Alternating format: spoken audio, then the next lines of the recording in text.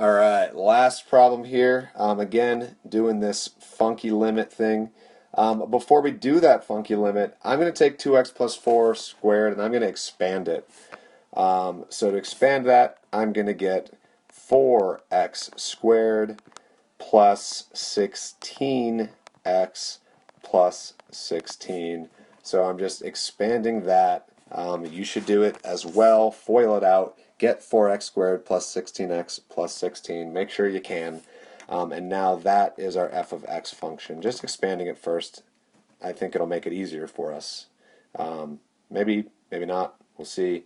But I think it will. So now we're substituting into this weird limit thing.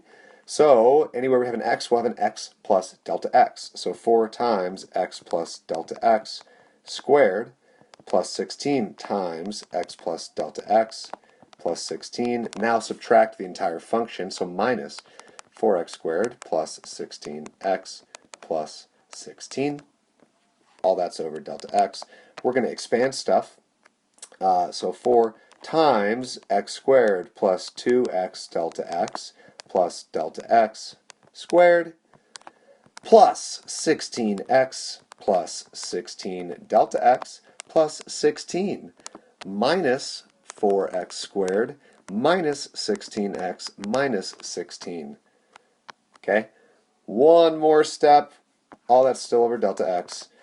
Distribute that 4 in. 4x squared plus 8x delta x plus 4 delta x squared plus 16x plus 16 delta x plus 16 minus 4x squared minus 16x minus 16 all over delta x. Hole mole. But now we get to cancel stuff and it's awesome. Minus 16 cancels with positive 16. Goodbye.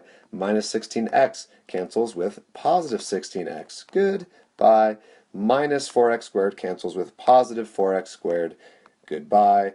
And we're left with 8x delta x plus 4 delta x squared plus 16 delta x all over delta x. And again, we can factor that delta x out in the numerator.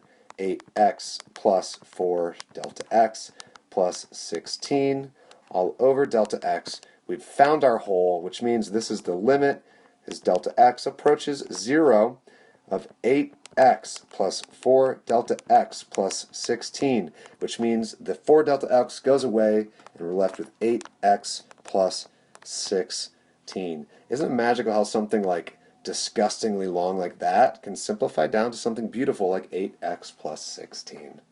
Limits.